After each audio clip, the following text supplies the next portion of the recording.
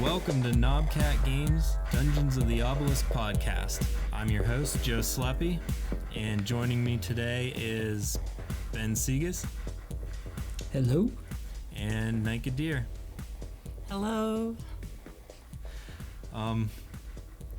Guys, this episode is going to be all about the Puke Rat. I think we had a huge episode last time. We had Kel on. We talked about our prototype. And now I feel like we're kind of in between big updates right now. And we have, this little guy to talk about. Oh, yes. Yeah, so Ben, you finished the art for what I'm calling the Puke Rat. Yep. It was definitely a fun one. I've got a soft spot in my heart for rats anyway, because I had one for a while. Oh, yeah. So, trying to make it not quite so kind looking was kind of tricky, but fun at the same time. I think the puke part helps. Yeah, my thoughts on it, what I told you was it is undead. It's a zombie rat. Yep. I think we kind of have a thing going on in the first couple levels under the obelisk where it's sewers and slime. So it's kind of it's almost like a Ghostbusters thing where the slime is affecting everything, I think. Yeah. Kind of like ectoplasm or something. Yeah, exactly. I thought it was pretty funny because my boyfriend actually was talking about being like, yeah, I've been feeling kind of plague rat lately, and I was like, that's hilarious because I'm literally about to be working on one of those, and I kind of let him glance over my shoulder at the art, and he was just blown away by it. I was saying this earlier, Ben, but your art's just been wonderful, especially to work with. I've been having a lot of fun animating it. Yeah, I love seeing how you've been animating it. It's like everything that I feel like I'm prepared for with the animation, like in working on the drawing part, I think of all these things like, oh, this could be what could potentially happen, and you just blow it away, like take it even further than I ever would have thought, and it looks so good. Oh, geez, thank you. Because I love your art has a very good sense of dimension and weight to it, so I want to pay attention to the feel of it. I want it to feel like it looks, but I also just really want to see how far I can stretch that, and literally with this last one, literally stretching it. But this Puke Rat looks amazing. I am so excited to work with it.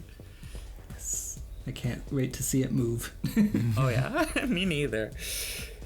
Yeah, I guess saying that, you finished the animations for our Glub, which is our slime mob, the first mob in the game. And you knocked those out of the park. You have a attack animation that I did not expect. Yeah. No, all you gave me as a prompt was that it was called Bounce. And this is going to really explain why it looks the way it does. I made this whole crazy, headbutt punch thing first. And then I was like, oh, wait, this is supposed to be a bounce. So I made it a jumping headbutt. And it just kind of went so overkill. I was just like, oh, man, this is good. I gotta keep that. That and just the exaggerated facial expressions whenever he gets hurt or damaged was really fun to work on. It turned out so good. Thanks. Yeah, the eyes really do it because his little pupils move around when he gets hit. And yeah, I think the first gifts I sent you, you were like, these are good, just definitely put some more eye movement in, make sure the eyes are doing stuff. So I really wanted to make sure I paid a little extra attention to there too. Yeah, it really paid off. Hey, did you post those in the Discord yet? Not yet. Actually, I was just thinking I should probably post those in there, or at least some of them for sure. Yeah, before this episode comes out, so everybody can kind of see. Oh yeah, the animations. Heck, I could probably post some of those to Twitter as well. I should.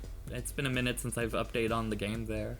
Yeah, for sure. So, yeah, maybe when this episode ends, I'll post some of those around. That'll be nice. Maybe I should give you the Instagram login. Heck, I could do that. I wouldn't mind posting to the Instagram. Yeah, that might work out better because I am not doing a good job at updating our Instagram. You can count on me. I can do that. All right, on. So everybody listening to this can expect Instagram posts from now on. Hold us to if it. everyone's like, it was better before episode 6, like, blame me. Hi. No, I'm kidding. Don't get mad. I'll do good. Yeah.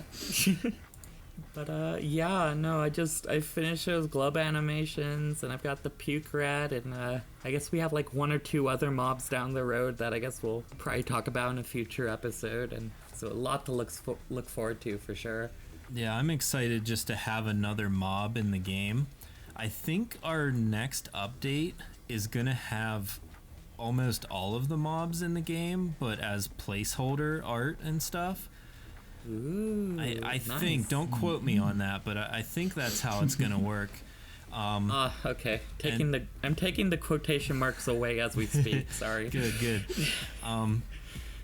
But I'm excited just to have like a second mob for dungeon level 2. You know, we've been running around in the prototype and as level 1, you know, for time after time, and now like it'll be cool to have another mob that's a little bit stronger. You know, it's still a little trash mob like the Glub, but it's gonna be able to do a little more damage and have a little less HP, I think. So I'm excited to see how that balances out. Yeah, for sure. Same.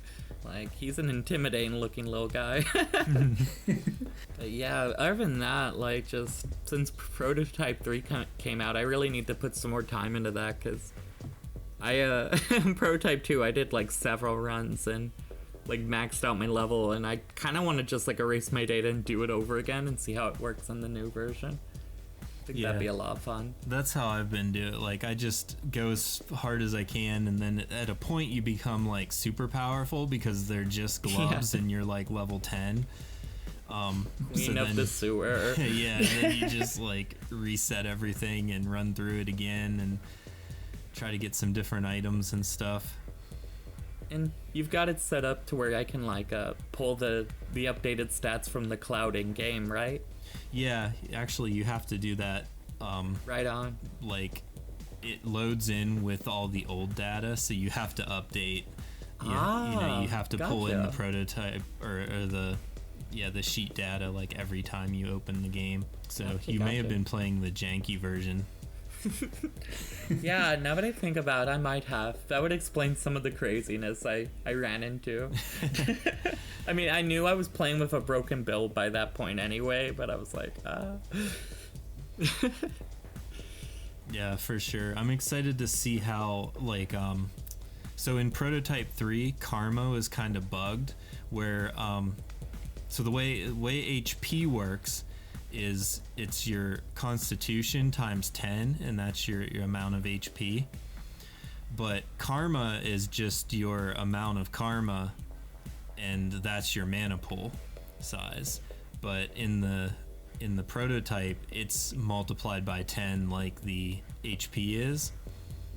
So you can just like cast all of your like higher level attacks and stuff just like every turn essentially, because you're getting so much mana per turn, basically 10 times more than you should. That makes sense. Like, I was wondering why it was so easy to just keep casting stuff. Yeah, exactly.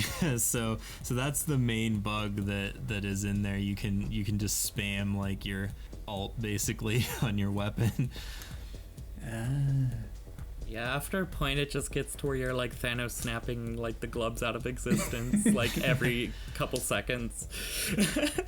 It's kind of great, but like definitely not like end game ideal.